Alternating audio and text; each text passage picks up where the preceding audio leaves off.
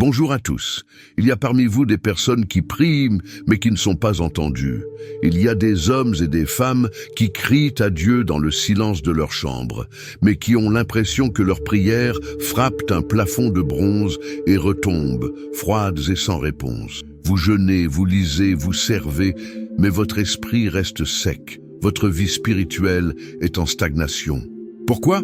Parce qu'il existe quelque chose de plus profond qui doit être restauré avant que la communion ne soit rétablie. Il existe un poids invisible. Aujourd'hui, nous n'allons pas parler d'un simple conseil moral. Nous allons entrer dans une révélation profonde, issue d'une compréhension des mécanismes spirituels que l'ennemi utilise contre vous. Moi qui ai vu l'autre côté du voile, qui ai compris comment l'adversaire opère depuis les ténèbres, je dois vous le dire, le pardon des péchés n'est pas ce que l'on vous a appris. Ce n'est pas un rituel religieux, c'est une rupture spirituelle. C'est un acte de guerre. Aujourd'hui, je vais vous révéler la prière de pardon que l'ennemi craint plus que tout. Nous n'allons pas seulement parler de demander pardon. Nous allons apprendre à le faire avec une posture spirituelle qui brise les liens, qui annule les contrats et qui restaure l'autorité du Saint-Esprit dans votre vie. Ce que vous allez apprendre aujourd'hui est une clé. C'est la clé pour que votre esprit soit restauré et que chaque lien maléfique qui s'est attaché à vous à cause du péché soit détruit au nom de Jésus. Mais avant de plonger dans les eaux profondes de cet enseignement, si votre cœur est déjà en attente de cette restauration, faites-le moi savoir en aimant cette vidéo. C'est un signal pour nous que vous êtes prêts pour ce qui va suivre. Et dites-moi dans les commentaires de quelle ville ou de quel pays vous nous rejoignez aujourd'hui. C'est toujours une joie immense de voir jusqu'où cette communauté de guerriers s'étend. Êtes-vous prêt à recevoir la clé qui restaure votre esprit? Alors, commençons. Partie 1. Le poids invisible et le silence spirituel. Le premier point que nous devons établir est une vérité que beaucoup ignorent. Le péché n'est pas seulement une faute morale. Dans le monde spirituel, le péché n'est pas d'abord une question de culpabilité, c'est une question de légalité. Quand vous priez et que rien ne se passe, quand vous sentez ce silence spirituel, ce n'est pas toujours Dieu qui est distant. C'est souvent un blocage que vous transportez. Le péché, lorsqu'il n'est pas traité correctement, devient une chaîne spirituelle. Il devient une substance toxique qui empêche le flux de la présence de Dieu dans votre vie. Je parle avec autorité quand je dis ceci. Il y a des gens qui vivent prisonniers d'un cycle de fausse repentance. Ils viennent à l'autel, ils pleurent, ils confessent leurs fautes. Et le mercredi suivant, ils recommencent. Ils confessent, mais ils ne changent pas leur posture intérieure. Comprenez bien, le pardon véritable n'est pas émotionnel, il est spirituel. Ce ne sont pas vos larmes qui confirment que vous êtes pardonné. C'est le témoignage intérieur du Saint-Esprit. Vous pouvez pleurer toutes les larmes de votre corps et rester lié. Vous pouvez aussi vous repentir dans un silence absolu, avec un cœur brisé, et être instantanément libéré. Beaucoup de croyants sont bloqués ici. Ils confondent le remords, qui est la tristesse d'avoir été pris, ou la honte des conséquences, avec la repentance, qui est un changement radical de direction et une sainte horreur du péché lui-même. Le poids invisible dont je parle, c'est ce péché non pardonné ou mal confessé, qui reste dans votre esprit et qui dit à l'ennemi « Tu as un droit ici ». Tant que ce poids est là, vos prières manquent de puissance. Votre autorité spirituelle est compromise. Vous êtes un soldat qui va au combat avec des chaînes aux pieds. Partie 2. Le pardon comme clé et arme de libération. Maintenant, écoutez-moi attentivement. C'est une révélation centrale. Le pardon est une clé spirituelle que l'ennemi craint. Pourquoi? Parce que chaque péché que vous gardez, chaque faute que vous cachez, chaque chose pour laquelle vous ne vous êtes pas repenti de la bonne manière, devient un point d'accès légal pour le malin. C'est ce que j'ai appris en voyant comment les ténèbres fonctionnent. L'ennemi n'a aucun pouvoir sur un chrétien scellé par le Saint-Esprit, sauf si ce chrétien lui ouvre une porte. Et le péché non confessé est la porte d'entrée principale. Ce n'est pas seulement un acte moral de faire la paix avec Dieu. Le pardon est une arme de libération. Chaque fois qu'un croyant se repent de tout son cœur, avec une posture correcte que je vais vous enseigner dans un instant, il ne fait pas que recevoir le pardon. Il brise un lien, il ferme une porte, il détruit une emprise que l'ennemi utilisait pour manipuler ses pensées, oppresser ses émotions ou saboter sa destinée. Vous vous demandez pourquoi vous luttez avec la même pensée impure depuis 10 ans. Pourquoi le même schéma d'échec se répète dans vos finances ou vos relations. Cherchez le point d'accès, cherchez la racine non traitée.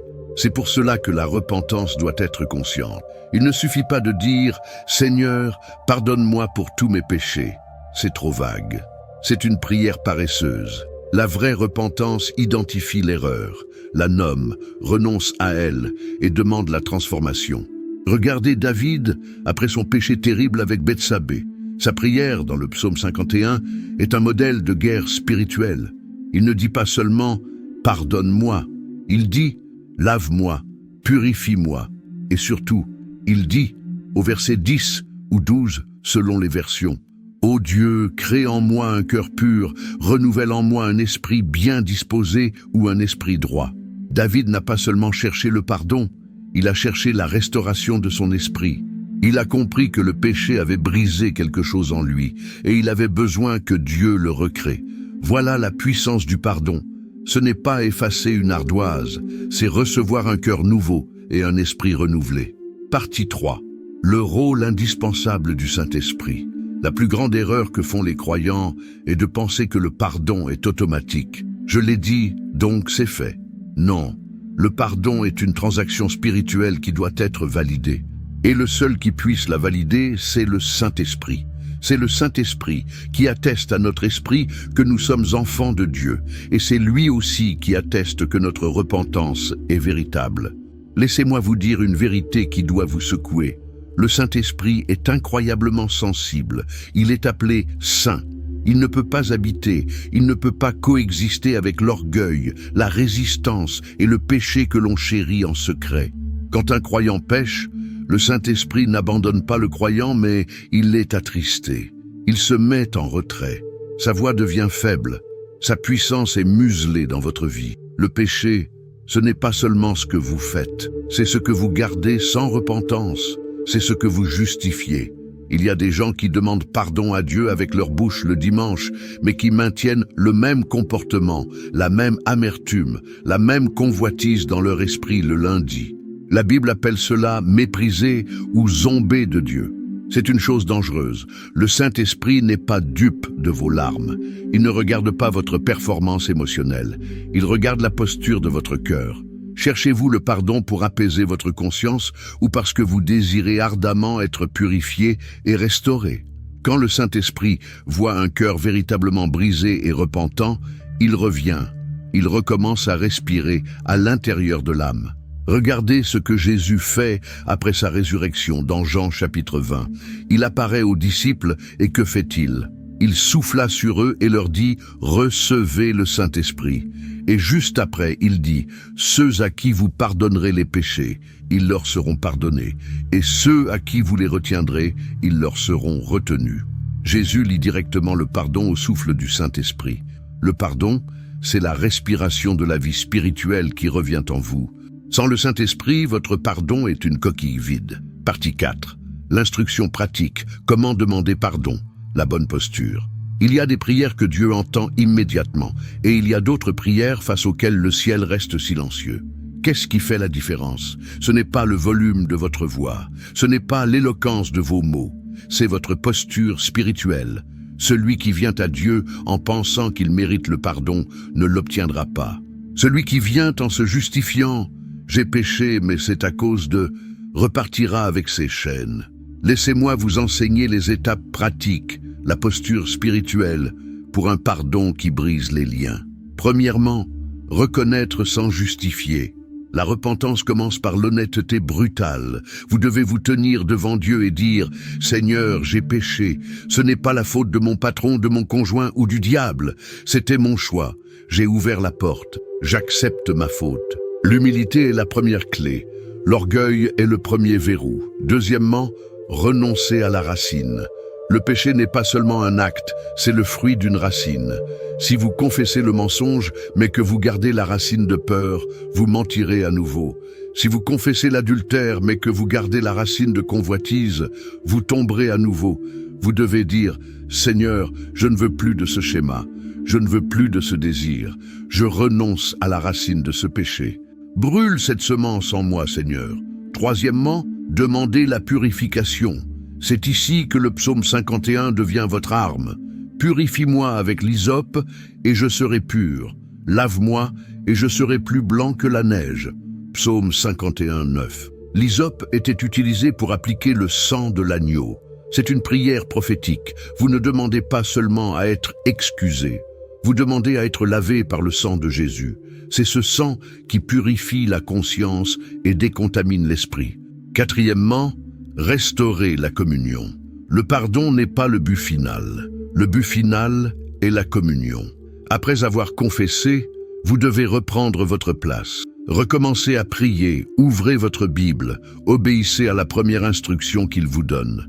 C'est la preuve de votre repentance. Cinquièmement, et c'est crucial, brisez les liens spirituels. C'est la partie que l'ennemi déteste. Vous devez déclarer « Parce que j'ai commis ce péché, j'ai ouvert une porte aux esprits impurs, de luxure, de colère, de peur. Aujourd'hui, par le pardon que j'ai reçu par le sang de Jésus, je ferme cette porte. Je brise tout lien spirituel que ce péché a créé. Vous n'avez plus de droit sur moi. » C'est cela, une repentance complète. C'est la porte par laquelle le Saint-Esprit revient pour opérer des libérations profondes dans votre vie. Partie 5. L'avertissement, le péril de se détourner après la vérité. Maintenant, je dois vous donner un avertissement avec toute l'autorité que Dieu m'a donnée. Il y a ceux qui reçoivent ce pardon magnifique, qui sont lavés, purifiés, et qui, par négligence ou par choix délibéré, retournent dans les ténèbres qu'ils avaient quittées. Jésus a parlé de l'esprit impur qui sort d'un homme. Il erre dans des lieux arides, puis il revient et trouve la maison, votre vie, vide, balayée et ornée. Alors il prend avec lui 7 autres esprits plus méchants que lui. Ils entrent et s'y établissent. Et la dernière condition de cet homme est pire que la première. Le pardon n'est pas un jeu. La repentance n'est pas un cycle sans fin. C'est un changement de route spirituelle. Quand Jésus a pardonné à la femme adultère, il lui a donné 2 ordres. Le premier était « Je ne te condamne pas ». Le second était « Va et ne pêche plus ». Jean 8, 11. Ne pêche plus n'était pas un conseil moral. C'était une instruction spirituelle, un ordre d'autorité. C'était la condition pour maintenir sa liberté. L'Épître aux Hébreux, au chapitre 10, versets 26-29, nous donne un avertissement terrifiant. Il dit que si nous péchons volontairement, après avoir reçu la connaissance de la vérité, il ne reste plus de sacrifice pour les péchés, mais une attente terrible du jugement. Cela ne parle pas de celui qui tombe par faiblesse et se repent aussitôt. Cela parle de celui qui connaît la vérité, qui a goûté à la liberté et qui décide de déshonorer le Saint-Esprit en retournant consciemment à son péché comme un chien à son vomi. C'est une insulte au sang de l'alliance. L'ennemi, après que vous vous soyez repenti, tentera de vous faire revenir avec le même péché. C'est son test. Il veut voir si votre repentance était réelle ou si c'était juste de l'émotion. Le secret est la vigilance. Vous devez résister avec une conscience spirituelle aiguë. Dieu ne veut pas votre remords, il veut votre transformation. Partie 6. La révélation libératrice. Le pardon détruit les contrats spirituels. C'est l'une des révélations les plus profondes que je puisse partager avec vous, venant de ma compréhension du monde occulte et de la guerre spirituelle. Chaque péché non pardonné n'est pas seulement une tâche, c'est un lien. C'est une corde spirituelle qui vous attache encore à un ancien autel. Qu'est-ce qu'un autel ? C'est un lieu d'échange spirituel. Quand vous pratiquez un péché, qu'il s'agisse de pornographie, de mensonges chroniques, d'occultisme, d'amertume ou de fornication, vous faites un échange. Vous obtenez un plaisir temporaire et en échange, l'ennemi obtient un droit sur votre âme. Il y a des liens spirituels qui continuent d'opérer dans la vie des gens aujourd'hui. des liens de sorcellerie, des malédictions générationnelles, des pactes inconscients, simplement parce que le pardon n'a jamais été reçu de la bonne manière. Le pardon véritable, le pardon biblique, coupe ces contrats spirituels invisibles. Il y a des voix qui vous accusent dans le monde spirituel. L'ennemi, l'accusateur, se tient devant Dieu et dit « Cette personne m'appartient. Regarde ce qu'elle a fait.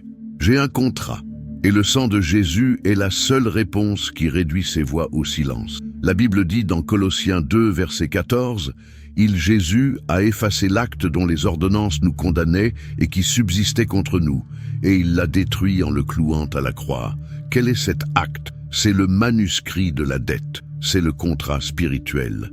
Quand vous vous repentez selon la posture que je vous ai enseignée, vous prenez ce contrat, cette dette, et vous la présentez au tribunal céleste. Et le juge, Dieu le Père, la tamponne avec le sang de l'agneau et déclare « Payé ». La dette est brûlée sur l'autel céleste. L'accusateur n'a plus rien à dire. C'est cela la libération. Partie 7, l'instruction finale. Vivre restauré, pas seulement pardonner. Recevoir le pardon est le début, ce n'est pas la fin. Ne vous contentez pas d'être pardonné. Vous devez vivre comme quelqu'un qui a été restauré. Quelle est la différence? Être pardonné, c'est être sorti de prison. Être restauré, c'est avoir sa citoyenneté, son uniforme de soldat et son autorité de retour. À partir du moment où vous êtes pardonné et restauré, votre priorité numéro 1 est de protéger votre atmosphère spirituelle. Comment faire? Par les habitudes spirituelles. La prière quotidienne n'est plus une option, c'est votre oxygène. La vigilance n'est plus un conseil, c'est votre garde. Vos paroles doivent devenir pures. Ne laissez pas de la boue sortir de la même source qui boit l'eau vive. Le jeûne devient une arme pour briser constamment les liens avec le passé et affûter votre esprit. L'ennemi tentera une dernière tactique. Il essaiera de réactiver la culpabilité. Il vous murmurera « Tu te souviens de ce que tu as fait? Tu n'es pas vraiment libre. Dieu ne t'a pas vraiment pardonné. » C'est là que votre foi doit soutenir votre pardon. Vous devez lui répondre non pas avec vos sentiments, mais avec la parole. Il n'y a donc maintenant aucune condamnation pour ceux qui sont en Jésus-Christ. Romains 8, 1. Je termine cet enseignement par ceci. Le pardon est l'épée que Dieu vous donne pour couper les chaînes de l'enfer qui vous retiennent. Et celui qui apprend à utiliser cette épée avec humilité, avec autorité et avec le Saint-Esprit ne revient jamais en arrière. Il ne redevient jamais le même. Partie 8. Le climax. Prière guidée de pardon et de restauration. C'est le moment. Ce n'est plus le moment d'écouter, c'est le moment d'agir. Où que vous soyez, je vous demande de vous mettre dans une posture de prière. Si vous le pouvez, parlez à voix haute. Vos paroles ont un poids dans le monde spirituel. Fermez les yeux et respirez profondément. Prions. Seigneur Dieu Tout-Puissant, Père Céleste, je viens devant toi au nom de Jésus-Christ. Je viens comme un enfant qui a besoin de son Père. Je viens avec un cœur qui reconnaît ses fautes. Je ne me justifie pas, je ne cherche pas d'excuses. Seigneur, j'ai péché contre toi. Maintenant, commencez à nommer ces choses, ce que le Saint-Esprit vous montre. Seigneur, je confesse mon orgueil, je confesse mon amertume et mon manque de pardon. Je confesse la luxure, la pornographie, les pensées impures. Je confesse le mensonge, la manipulation, la colère. Je confesse la peur, le doute, l'idolâtrie. Je confesse toute porte que j'ai ouverte à l'occultisme, à la sorcellerie, à l'astrologie, consciemment ou inconsciemment. Seigneur, j'ai péché. C'était mon choix. J'accepte ma faute. Je renonce à ces péchés. Je renonce à leurs racines en moi. Je ne veux plus de ces schémas dans ma vie. Et maintenant, Seigneur, je te demande pardon. Je te demande de me laver. Psaume 51, 9. Purifie-moi avec l'hysope, et je serai pur. Lave-moi par le sang de Jésus, et je serai plus blanc que la neige. Père, je demande que le sang de Jésus coule maintenant dans mon esprit, mon âme et mon corps. Qu'il brûle toute racine de péché, qu'il nettoie ma conscience de toute œuvre morte. Et maintenant, par l'autorité du nom de Jésus, je déclare que tout lien spirituel créé par ces péchés est brisé. Tout contrat spirituel, toute alliance impure, toute dette que l'ennemi détenait contre moi Par le sang de Jésus, cet acte est effacé. Il est cloué à la croix. Tout esprit de culpabilité, tout esprit de honte, tout esprit de condamnation, je vous ordonne de quitter ma vie maintenant. Au nom de Jésus, toute voix d'accusation, taisez-vous, car il n'y a plus de condamnation pour moi. Seigneur Jésus, merci pour ton pardon. Saint-Esprit, merci de revenir et de respirer en moi. Crée en moi un cœur pur. Renouvelle en moi un esprit droit. Restaure mon autorité spirituelle. Je suis pardonné. Je suis purifié, je suis restauré. Amen. Respirez. À partir d'aujourd'hui, ne vivez plus comme quelqu'un marqué par l'erreur. Ne marchez plus la tête basse. Vivez comme quelqu'un qui a été restauré par le Saint-Esprit. Le pardon n'est pas une faiblesse, c'est votre plus grande puissance. Ceux qui ont appris à demander pardon de cette manière ont aussi appris à vaincre l'ennemi. Vous repartez d'ici non seulement propre, mais fort. Non seulement pardonné, mais dangereux pour l'ennemi. Maintenant, je veux vous entendre. Je veux entendre votre voix de victoire. J'aimerais que vous alliez dans les commentaires et que vous déclariez une phrase de victoire. Écrivez « Je suis restauré par le sang de Jésus » ou « Mon passé est effacé, ma dette est payée ». Ce n'est pas juste un commentaire, c'est une déclaration prophétique. C'est votre voix qui s'impose dans le monde spirituel, qui confirme le travail que Dieu vient de faire en vous. C'est votre « Amen » public. Utilisez cet espace de commentaires pour vous connecter à notre communauté. Si vous avez reçu une libération aujourd'hui, partagez-le. Si vous avez un témoignage, semez cette parole de foi pour encourager un frère ou une sœur qui en a besoin en ce moment. Soyez la lumière. Et si cet enseignement a brisé quelque chose en vous aujourd'hui, si vous voulez continuer à recevoir ce type de révélation et d'instruction pour votre guerre spirituelle, alors abonnez-vous à cette chaîne pour recevoir notre contenu quotidien. Partagez cette vidéo avec quelqu'un dont vous savez qu'il est bloqué.